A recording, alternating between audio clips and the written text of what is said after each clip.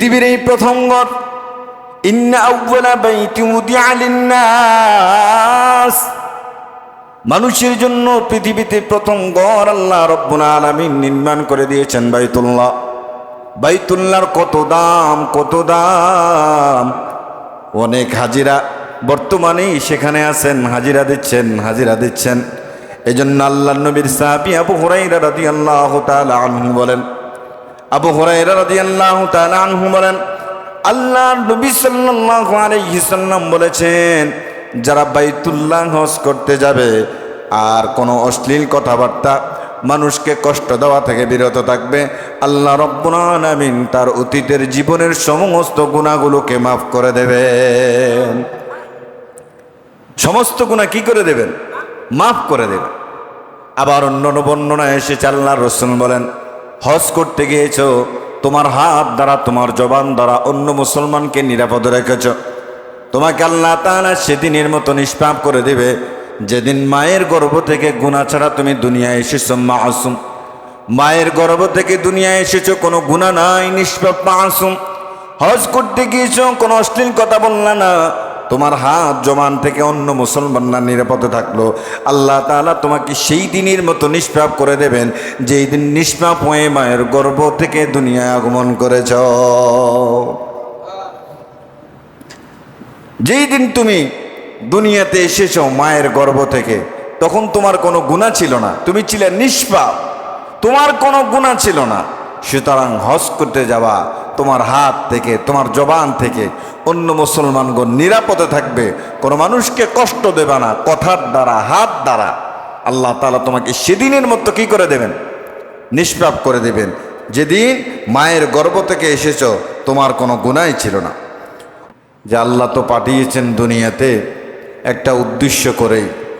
আমরা যে এখন মাঠে ধান পালাই, ধান থেকে হালি হবে, আলি থেকে আমরা এটা আবার ধান রোপণ করব, এটা থেকে ধান হবে, একটা উদ্দেশ্য থাকে। ধান হবে, ধান থেকে চাউল হবে, চাউল থেকে ভাত হবে, সে ভাত আমরা খাবো, একটা উদ্দেশ্য থাকে। সুতরাং আল্লাহ তাআলাও আমাদেরকে উদ্দেশ্য করে দুনিয়াতে পাঠিয়েছেন, সেটা হলো আল্লাহর ইবাদত। তা আপনি যদি আল্লাহর ইবাদতকে গুরুত্ব না দেন, তা আপনি জান্নাতের আশা করবেন কিভাবে?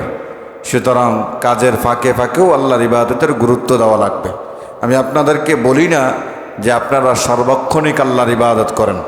আল্লাহ নিজেই বলেছেন, ফাইদা কুদিয়াতিস সালাত ফান্তাশিরু ফিল আরদ, যে তোমরা ইবাদত যখন শেষ হয়ে যাবে, রিজিকের জন্য আবার জমিনে ছড়িয়ে পড়ো। সর্বক্ষণিক আল্লাহর ইবাদত করতে হবে এটা আল্লাহ বলে নাই, রিজিকেরও আমাদের প্রয়োজন আছে। এই জন্য আমরা সর্বাধিক চেষ্টা করব জুমার দিন ব্যস্ততা কম রেখে মসজিদে আসার জন্য। আল্লাহ তাআলা বুঝার তৌফিক দান করে, সকলে পড়ে আমিন। আমাদের আলোচনার বিষয় ছিল বাইতুল্লাহর ইতিহাস। আমরা এই সংক্ষিপ্ত সময়ে বাইতুল্লাহর ইতিহাস এবং হজ উমরার ফজিলত নিয়ে আলোচনা করার চেষ্টা করব। আল্লাহ তাআলা যেন মানার তৌফিক দান করেন, সকলে পড়ে আমিন। পৃথিবীর এই প্রথম ঘর হলো বাইতুল্লাহ। আল্লাহ রাব্বুল আলামিন এটা মানুষের জন্য নির্মাণ করেছেন। কার জন্য? মানুষের জন্য, যেন মানুষ সেটার থেকে হিদায়াত লাভ করতে পারে। সেখানে যাওয়ার পর আল্লাহ তাআলার কুদরতি নিদর্শনগুলো যেন মানুষ দেখতে পারে। আল্লাহ রাব্বুল আলামিন সর্বপ্রথম ফেরেশতাদেরকে দিয়ে বাইতুল্লাহ নির্মাণ করিয়েছেন। ক্রমান্বয়ে আদম আলাইহিস সালাতু ওয়াস সালাম থেকে শুরু করে আল্লাহ তাআলা অসংখ্য অগণিত আল্লাহর বান্দাদেরকে দিয়ে পুনরায় এটাকে নির্মাণ করিয়েছেন। খুব দামি একটি ঘর বাইতুল্লাহ। এই বাইতুল্লাহর সোজাসুজি একেবারে উপরে, 7 আসমান উপরে হচ্ছে বাইতুল মামুর, যেখানে আল্লাহর ফেরেশতারা ইবাদত করে। 7 আসমান নিচে বাইতুল্লাহর সোজাসুজি একেবারে নিচে হলো বাইতুল্লাহ, যেটাকে আল্লাহ তাআলা দুনিয়ার মানুষের জন্য নির্মাণ করেছেন। এখন সারা বিশ্ব থেকে অগণিত অসংখ্য আল্লাহর গোলামরা সেখানে গিয়ে আল্লাহকে হাজিরা দিচ্ছে। সুবহানাল্লাহ পড়েন। সেখানে গিয়ে আল্লাহকে হাজিরা দিচ্ছে। উদ্দেশ্য হচ্ছে আল্লাহকে রাজি এবং খুশি করানো। উদ্দেশ্য কি? আল্লাহকে রাজি এবং খুশি করানো নিজের প্রতি, না অন্য কোনো উদ্দেশ্য আছে? যারা লক্ষ লক্ষ টাকার গলায় ছুরি দিয়া লক্ষ লক্ষ টাকা ব্যয় করে হজের উদ্দেশ্যে রওনা হলেন বা হজ করতে গেলেন, তাদের উদ্দেশ্য কি? আল্লাহকে নিজের প্রতি কী করা? রাজি এবং খুশি করা, অন্য কোনো উদ্দেশ্য না। যদি এই উদ্দেশ্য থাকে যে আমার তো অর্থের অভাব নাই, টাকা পয়সার অভাব নাই, একটা হজ করেই আসি, হজ করে আসতে মানুষ তো হাজি সাহেব বলবে। এই চিন্তাধারা যদি থাকে তাহলে তার হজ কবুল হবে? হজ কবুল হবে? হজ কবুল হবে না। সুতরাং আমার নিয়ত থাকতে হবে যে আল্লাহকে খুশি করার জন্য, আল্লাহ তাআলাকে আমার প্রতি রাজি করার জন্য মূলত এই হজের উদ্দেশ্যে আমি আসলাম। এই বাইতুল্লাহ নির্মাণ হয়ে গেল আব্দুল মুত্তালিবের জামানায়। এই বাইতুল্লাহটা ধ্বংস করে দেবে আব্রাহা। কারণ আব্রাহা দেখলেন অসংখ্য অগণিত মানুষ সারা বিশ্ব থেকে বাইতুল্লাহ আসে আর ঘুরে ঘুরে বাইতুল্লাহ তাওয়াফ করে। তার মনে একটা ক্ষোভ জাগলো যে আমিও এমন একটা ঘর বানাবো বাইতুল্লাহর আদলে, যেন মানুষ সেখানে না গিয়ে আমার ঘরের কাছে আসে। নাউজুবিল্লাহ বলেন। সে তখন একটা ঘর বানালেন। বানানোর পরে কে বা কাহারা জানি তার ঘরের ভিতরে পায়খানা করে দিয়েছে। আলহামদুলিল্লাহ বলেন। ঘরের ভিতরে কি করে দিয়েছে? পায়খানা করে দিয়েছে। এখন তো তার খুব মুসলমানদের উপরে, বাইতুল্লাহর উপরে খুব রাগ, খুব গুসা হচ্ছে। সেই তার একজন সৈনিক পাঠালেন যে মক্কায় যাও, গিয়ে কুরাইশ বংশের আব্দুল মুত্তালিবের কাছে যাও, গিয়ে বলো আব্দুল মুত্তালিবকে আমার সাথে যেন সাক্ষাৎ করে, আমার সাথে যেন দেখা করে। যাওয়ার পরে মক্কায় আব্দুল মুত্তালিবের কাছে গিয়ে বললেন যে আব্রাহা আমাকে পাঠিয়েছেন, আপনি যেন ওনার সাথে খুব সংক্ষিপ্ত সময়ে অতি তাড়াতাড়ি ওনার সাথে দেখা করেন, ওনার সাথে সাক্ষাৎ করেন। তো যাকে পাঠিয়েছেন সে এই কথা বলে যাওয়ার সময় আব্দুল মুত্তালিবের 200 ওট নিয়ে চলে গেলেন। কয়শো ওট? 200 ওট নিয়ে চলে গেলেন। তো আব্দুল মুত্তালিব গেলেন। যাওয়ার পরে আব্রাহা তার সিংহাসনে বসে রইলেন। আব্রাহা দেখলেন যে আব্দুল মুত্তালিব নবীজির দাদা, খুব সুটাম দেহের অধিকারী, লম্বা চওড়া বুক, গায়ের রং ফর্সা, দবদবে সাদা, খুব সুন্দর দেখা যাচ্ছে। তিনি চিন্তা করলেন আমি সিংহাসনে বসে আছি, এই লোকটাকে কিভাবে আমি মাটিতে বসাই। সুবহানাল্লাহ বলবেন না? এই চিন্তা করলেন।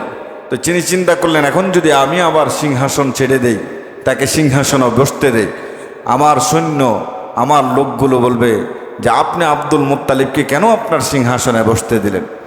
এই চিন্তা করে আব্দুল মুত্তালিবের জন্য একটা পাটি বিছিয়ে দিলেন। তা আব্দুল মুত্তালিবে পাটিতে বসলেন, আব্রাহা তার সিংহাসন ছেড়ে দিয়ে আব্দুল মুত্তালিবের সাথে পাটিতেই বসে গেলেন। সুবহানাল্লাহ বলেন।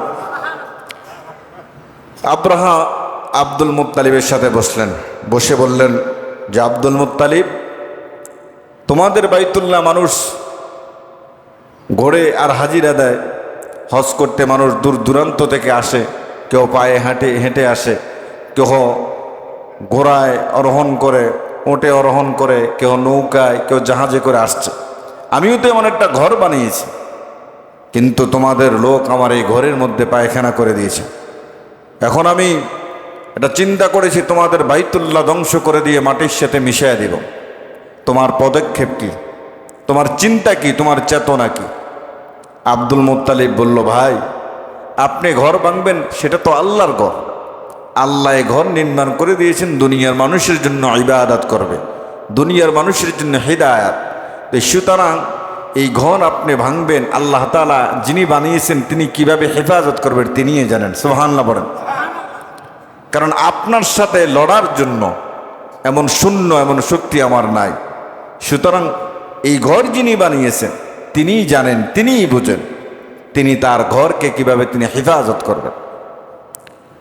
তবে আমি এসেছি এই জন্য যে আপনি যে শূন্য যে লোক পাঠিয়েছেন, উনি আমাকে দাওয়াত করে আসার সময় আমার 200 ওট নিয়ে চলে এসেছে। মেহেরবানি করে আপনি আমার ওটগুলোকে ফেরত দিয়ে দেন। আব্রাহা বলল, তুমি তোমার ওটগুলো ফেরত চাও, বাইতুল্লাহ বাঁচাতে চাও না? বলো বাইতুল্লাহ তো বাইতুল্লাহর মালিকই রক্ষা করবে, বাইতুল্লাহর মালিকই বাঁচাও। এই কথা বলে চলে গেলেন আব্দুল মুত্তালিব। তা আব্রাহা তার হস্তি বাহিনী, বিশাল হস্তি বাহিনী নিয়ে, সৈন্য নিয়ে রওনা হয়ে গেলেন বাইতুল্লাহ ভাঙবেন। কি ভাঙবেন? বাইতুল্লাহ ভাঙবেন। তো এই ঘরটা তো আল্লাহ তাআলা ফেরেশতাদেরকে দিয়ে নির্মাণ করেছেন দুনিয়ার মানুষের জন্য। এখন হেফাজতের দায়িত্ব কার? হেফাজতের দায়িত্ব কার? এই পুরো ঘটনাটা আল্লাহ তাআলা কোরআনুল কারীমে সূরা ফিলের মধ্যে তুলে ধরেছেন। পড়েন, أعوذ بالله من الشيطان الرجيم بسم الله الرحمن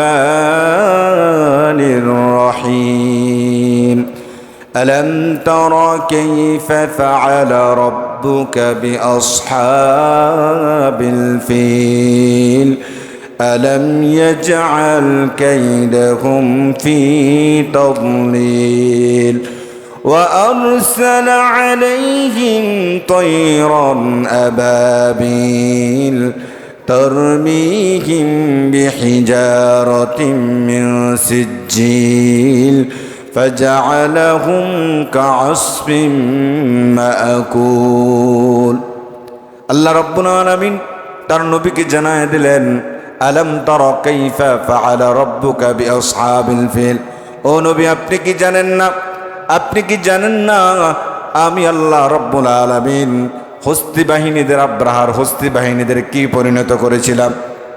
এই যে হস্তি বাহিনী নিয়ে এসেছে আমার ঘর ভাঙার জন্য, বাইতুল্লাহ মাটির সাথে মিশিয়ে দেবে, আমি আল্লাহ রব্বুল আলামিন তাদের কি পরিণত করেছিলাম আপনি কি জানেন না। আলাম ইয়াজআল কাইদাহুম ফি তাদলিল, তারা যে চক্রান্ত করে এসেছিল, যে পরিণতি নিয়ে এসেছিল, আমি আল্লাহ রব্বুল আলামিন তাদের চক্রান্তকে ধূলিসাৎ করে দিয়েছি, তাদেরকে এমনভাবে ধ্বংস করে দিয়েছি আমার কোনো বাহিনীর প্রয়োজন হয় নাই, পুলিশের প্রয়োজন হয় নাই, সেনাবাহিনীর প্রয়োজন হয় নাই, বিজিবির প্রয়োজন হয় নাই, র্যাব বাহিনীর প্রয়োজন হয় নাই, কোনো বাহিনীর প্রয়োজন হয় নাই। আমি আল্লাহ রব্বুল আলামিন এই আব্রাহার বাহিনীর সাথে মোকাবেলা করার জন্য আমি আল্লাহ যাকে যাকে পাখি ফাটায় দিয়েছি। কি পাঠায় দিয়েছেন? পাখি পাঠায় দিয়েছে।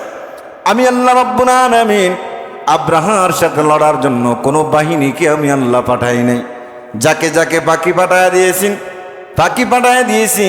এই পাখিগুলোর পায়ের মধ্যে ছিল মৌসুরের ডালের মতো ছোট ছোট দানা, ছোট ছোট পাথর আমি আল্লাহ তাদের পায়ের মধ্যে ফিট করে দিয়েছি।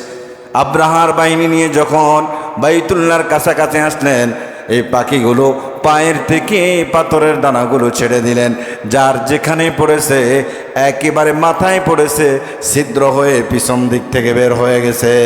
আল্লাহু আকবার বলেন।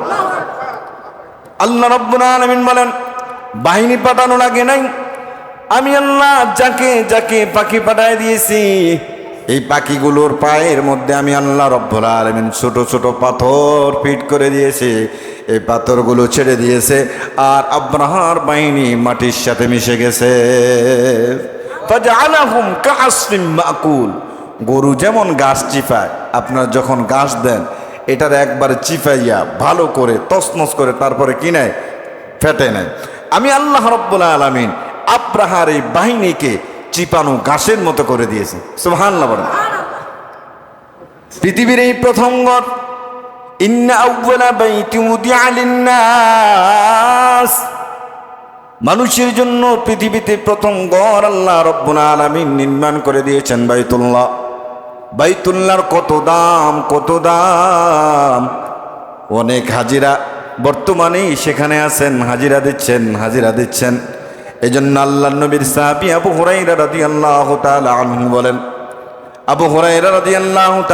বলেন আল্লাহর নবী সাল্লাল্লাহু আলাইহি সাল্লাম বলেছেন, যারা বাইতুল্লাহ হজ করতে যাবে আর কোনো অশ্লীল কথাবার্তা, মানুষকে কষ্ট দেওয়া থেকে বিরত থাকবে, আল্লাহ রাব্বুল আলামিন তার অতীতের জীবনের সমস্ত গুনাহগুলোকে মাফ করে দেবেন। সমস্ত গুনাহ কি করে দেবেন? মাফ করে দেবেন। আবার অন্য বর্ণনায় এসেছে আল্লাহর রাসূল বলেন, হজ করতে গিয়েছো, তোমার হাত দ্বারা তোমার জবান দ্বারা অন্য মুসলমানকে নিরাপদ রেখেছ, তোমাকে আল্লাহ তাআলা সেদিনের মতো নিষ্পাপ করে দেবে যেদিন মায়ের গর্ভ থেকে গুনাহ ছাড়া তুমি দুনিয়ায় এসেছো মাসুম। মায়ের গর্ভ থেকে দুনিয়ায় এসেছো, কোনো গুনাহ নাই, নিষ্পাপ মাসুম।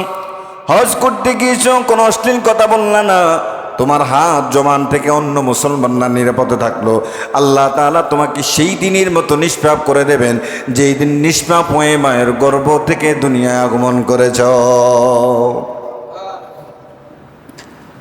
যেই দিন তুমি দুনিয়াতে এসেছো মায়ের গর্ভ থেকে, তখন তোমার কোনো গুনাহ ছিল না, তুমি ছিলে নিষ্পাপ, তোমার কোনো গুনাহ ছিল না। সুতরাং হজ করতে যাওয়া তোমার হাত থেকে, তোমার জবান থেকে অন্য মুসলমানগণ নিরাপদে থাকবে, কোনো মানুষকে কষ্ট দেবে না, কথার দ্বারা, হাত দ্বারা। আল্লাহ তাআলা তোমাকে সেদিনের মতো কি করে দেবেন? নিষ্পাপ করে দেবেন, যেদিন মায়ের গর্ভ থেকে এসেছো তোমার কোনো গুনাহই ছিল না। অন্য বর্ণনায় এসেছেন আমর ইবনুল আস রাদিয়াল্লাহু তাআলা আনহু বলেন, আমি একদিন আল্লাহর নবী সাল্লাল্লাহু আলাইহি ওয়াসাল্লামের কাছে গিয়েছিলাম। যাওয়ার পরে বলেছি, ইয়া রাসূলুল্লাহ, ইয়া হাবিবাল্লাহ, আমি ইসলাম ধর্ম গ্রহণ করতে চাই। আপনার কুদরতি হাতটা বাড়ায় দেন, আপনার হাত মোবারক বাড়ায় দেন, আপনার হাতের উপর হাত রেখে আমি ইসলাম ধর্ম গ্রহণ করতে চাই। কি ধর্ম? ইসলাম ধর্ম গ্রহণ করতে চাই। আল্লাহর হাবিব সাল্লাল্লাহু আলাইহি সাল্লাম যখন এই কথা শুনলেন, আব্দুল্লাহ ইবনুল আস রাদিয়াল্লাহু তাআলা আনহু ইসলাম ধর্ম গ্রহণ করবেন, তখনও তো ইসলাম ধর্ম গ্রহণ করেন নাই। আল্লাহর নবী হাতটা বাড়ায় দিলেন, আব্দুল্লাহ ইবনে আস হাত বাড়াবেন। এমন সময় আব্দুল্লাহ ইবনে আস তার হাতটাকে সরায় নিলেন। আল্লাহ নবী বলেন, আব্দুল্লাহ রে, কি ব্যাপার? তুমি তো বলেছো আমি হাত বাড়ালে আমার হাতের উপর হাত রেখে তুমি বায়াত গ্রহণ করবে, ইসলাম ধর্ম গ্রহণ করবে, দাখালাল ইসলাম, ইসলামের ভিতরে ঢুকবে। কি ব্যাপার আব্দুল্লাহ, হাত কেন তুমি সরায় নিলা? আব্দুল্লাহ ইবনে আস বললেন, ইয়া রাসূলুল্লাহ, আমার কিছু শর্ত রয়েছে, আমার কিছু কথা আছে, এই শর্তগুলো যদি পূরণ হয় তাহলে আমি আপনার হাতে হাত রেখে ইসলাম ধর্ম গ্রহণ করব। আজ বড় দুঃখের বিষয়, বড় দুঃখের বিষয়, আমাদের পার্শ্ববর্তী দেশ ভারত, এই ভারতে এখন মুসলমানদের উপর নির্যাতন নিপীড়ন চলছে না? মুসলমানদের উপর নির্যাতন নিপীড়ন চলছে, চিন্তার কারণ নাই। বাংলাদেশের মানুষ ঘুমায়, আপনি মনে করতেছেন এই নির্যাতন নিপীড়ন আপনার উপর আসবে না, চিন্তার কোনো কারণ নাই। দেখবেন কয়েকদিন পরে এই সমস্ত নির্যাতন নিপীড়ন মুসলমান আমরা যারা বাংলাদেশে আছি আমাদের উপরও এসে পড়বে। ঠিক কিনা বলেন? খুশি হওয়ার কোনো কারণ নাই। আমার ধর্মীয় ভাই, মুসলমান ভাই, আল মুসলিম আখুল মুসলিম, মুসলমান মুসলমানের কি ভাই। সুতরাং ভারতের মুসলমানরা নির্যাতিত, নিষ্পেদিত, কিভাবে মা বোনদেরকে নির্যাতন করতেছে, কিভাবে আমার মুসলমান ভাইদেরকে নিপীড়ন করতেছে। একজন মুসলমান ভাইকে মারতেছে, আর একজন হিন্দুত্ববাদী লোক বলল, কই তোর আল্লাহ, তোর আল্লাহকে ডাক, তোর ঘুমান্ত আল্লাহকে ডাক, দেখি তোর আল্লাহ তোকে বাঁচায় কিনা। নাউজুবিল্লাহ বলেন। কই তোর আল্লাহ? আমার আল্লাহ তো ঘুমায় না। আল্লাহ কি ঘুমায়? বলেন, আল্লাহ কি ঘুমায়? আল্লাহ চাইলে তাদেরকে ধ্বংস করে দিতে পারে না? এগুলোই হচ্ছে ইমানি পরীক্ষা, এগুলোই হচ্ছে ইমানি পরীক্ষা। কেমন পরীক্ষা দেন? বেলাল রাদিয়াল্লাহু তাআলা আনহুকে উত্তপ্ত বালির মধ্যে শোয়ায়া টানছে। আল্লাহু আকবার বলেন। বেলাল রাদিয়াল্লাহু তাআলা আনহুকে উত্তপ্ত বালু, আপনি দেখবেন অনেক সময় বাজারে গেলে দেখা যায় কড়াইয়ের মধ্যে বালু দেয়, এই বালুর মধ্যে আবার বাদাম দিলে বাদাম কি হয়ে যায়? বাজি হয়ে যায় না?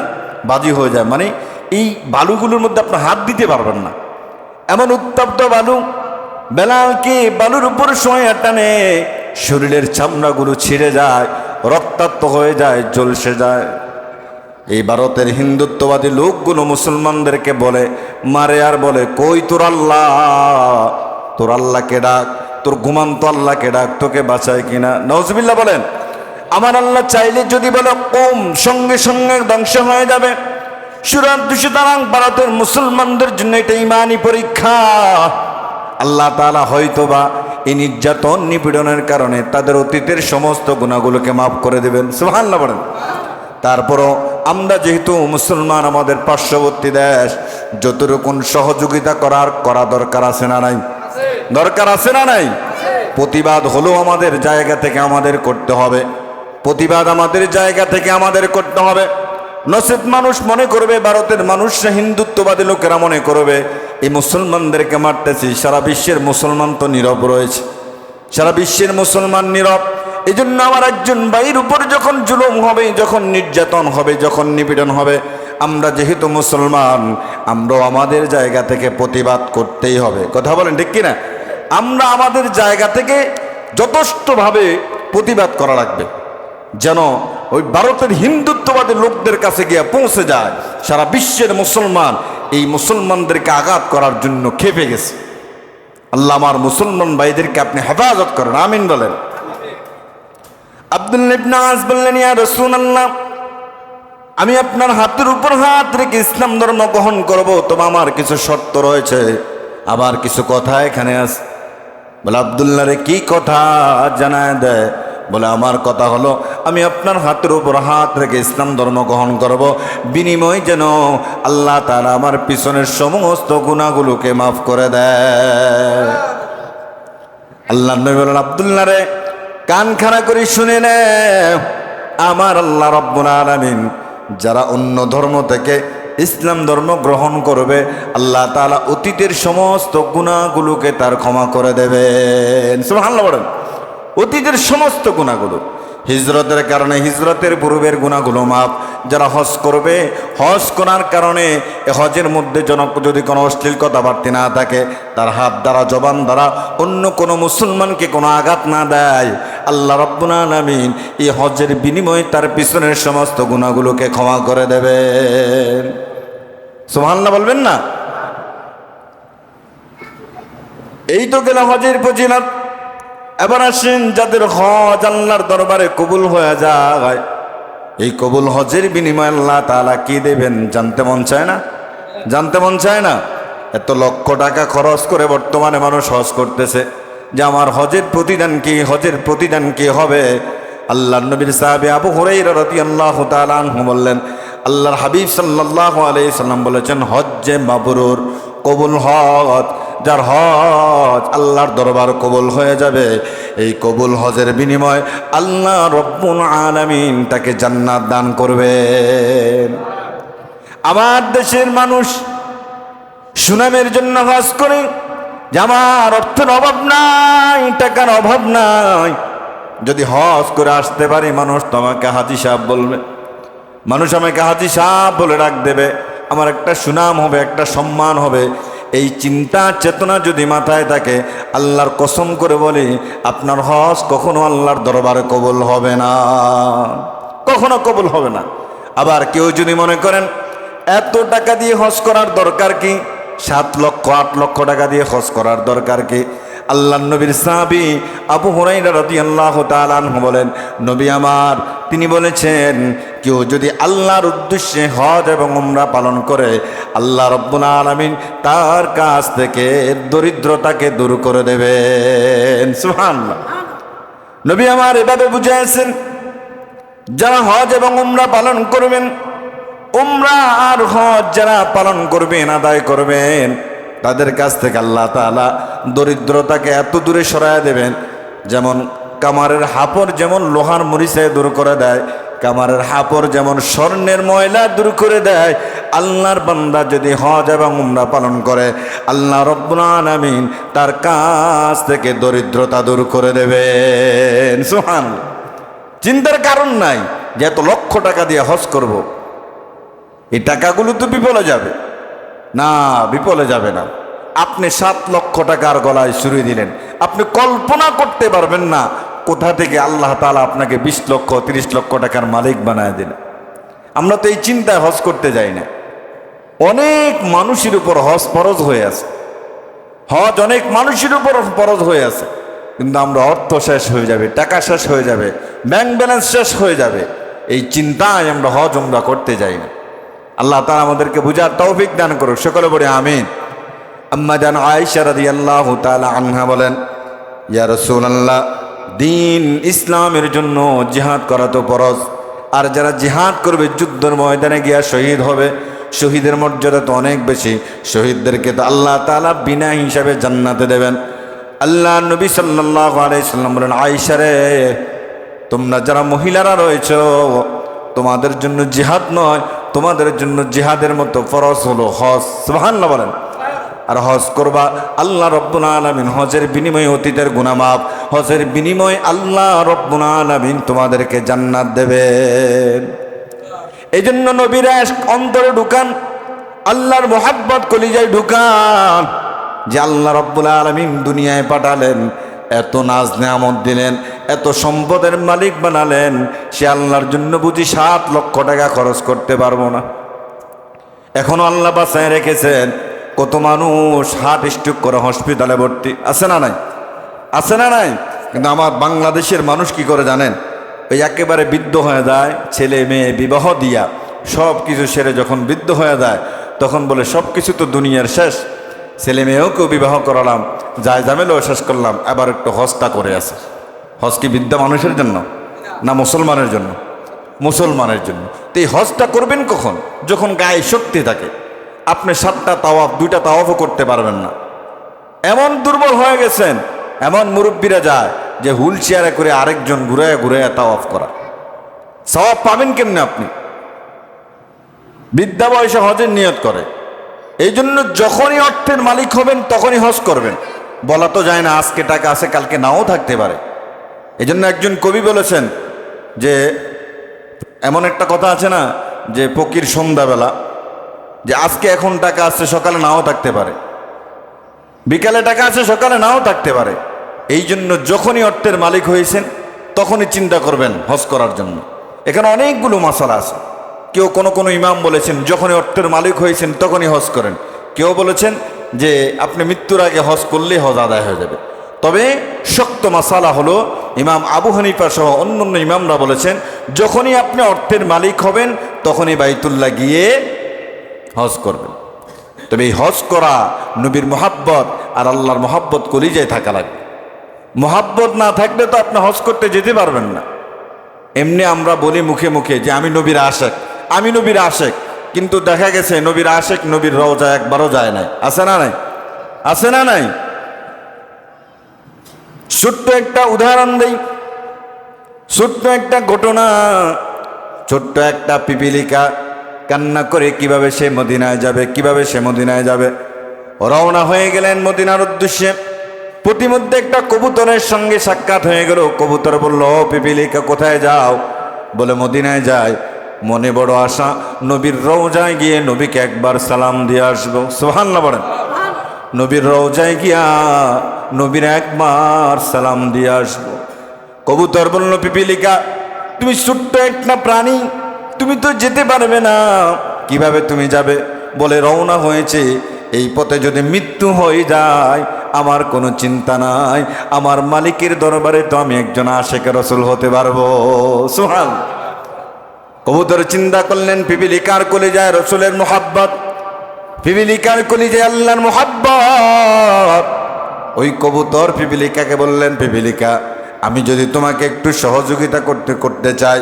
বলে কিভাবে? তুমি আমার ডানায় উঠে যাও, আর আমি ডানা দিয়া ভর করে করে তোমাকে রসুলের রওজায় নিয়ে যেতে চাই। এভাবে নিয়ত করেন। পৌঁছে দিবেন কে? পৌঁছে দেবেন কে? আমাদের তো মন কাঁদে যাওয়ার জন্য, আমাদের মন কাঁদে যাওয়ার জন্য অর্থের অভাবে আমরা যেতে পারি না। নিয়ত করেন আল্লাহ যেদিন অর্থের মালিক বানাবেন আর দেরি করব না, রসুলের রওজায় গিয়ে দাঁড়ায় যাব। আমার মন কান্দে যাইতে মদিনা, বলেন না, আমার মন কান্দে যাইতে মদিনা। গরিব আমি বাংলায় বাড়ি, যাইতে আমি পারলাম না, আমার মন কান্দে যাইতে মদিনায়, আমার মন কান্দে যাইতে মদিনা। নিয়ত করেন আল্লাহ অর্থের মালিক যেদিন বানাবেন আর দেরি করব না, রসুলের রওজায় গিয়ে দাঁড়ায় যাব। আর আমার রসুল বলছেন, আমার উম্মতরা শুনে নেয়, যারা দূর দূরান্ত থেকে আমার রওজার পাশে এসে আমাকে সালাম দিবা, ওই উম্মতের জন্য কিয়ামতের ময়দানে সুপারিশ করা আমার নবীর প্রতি ওয়াজিব হয়ে যায়। এজন্য নিয়ত করেন। এই নিয়ত করবেন না একবারে বৃদ্ধ বয়সে হজ করবো আল্লাহ যদি তৌফিক দেয়, এই নিয়ত করবেন না। শরীরে শক্তি থাকতে সমর্থ থাকতে হজ করেন, শক্তি থাকতে সমর্থ থাকতে হজ করেন। এই চিন্তা করবেন না যে হজের মাধ্যমে উমরার মাধ্যমে অনেক অর্থ ব্যয় হয়ে যায়, অনেক সম্পদ ব্যয় হয়ে যায়। এক দিক দিয়ে ব্যয় হবে, আরেক দিক দিয়ে আপনার কাছে লক্ষ টাকা আসতেও দেরি করবে না। কারণ রাসূল তো বলেছেন হজ উমরার মাধ্যমে আল্লাহ তাআলা মানুষের দরিদ্রতা দূর করে দেয়। এজন্য নিয়ত করে, নিয়ত করা যায়? বলেন, নিয়ত করা যায়? আশা করা যায়? আর আশা করেন, নিয়ত করেন, আল্লাহ তাআলা একদিন না একদিন কবুল করবেন। একদিন না একদিন আল্লাহ কবুল করবেন। শুধু এটা দাবি করবেন না আমি রসুলের আশেক, আমি রসুলের আশেক। কোনোদিন রসুলের রওজায় গেলেন না, রসুলের আশেক দাবি করেন কেন? এই জন্য মনের মধ্যে সবসময় এই চিন্তায় চেতনা রাখবেন, আল্লাহ মৃত্যুর আগে একবার হলো তোমার নবীর রওজা, তোমার ঘর না দেখায় মৃত্যু দিও না। মৃত্যু, সকলে বলেন আমিন। আল্লাহ আমাদের সবাইকে কবুল করো। আল্লাহ আমাদের সবাইকে হজ এবং উমরা পালন করার, রসুলের রওজায় গিয়ে দাঁড়িয়ে সালাম দেওয়ার তৌফিক দান করো। সকলে পড়ে আমিন। সম্মানিত মুসল্লিয়ান কেরাম, আরেকটি সপ্তাহ আমরা কোরবানের পাবো। তো সামনের সপ্তাহ আমরা ইনশাল্লাহ কোরবানের ইতিহাস, কোরবানের ফজিলত, কোরবানের টুকটাক মাসালা নিয়ে আমরা আলোচনা করার চেষ্টা করব। আল্লাহ তাআলা সেই তৌফিক দান করে। সকলে পড়ে আমিন। ওমা আলাইনা ইল্লা বালাগ। আসসালামু আলাইকুম।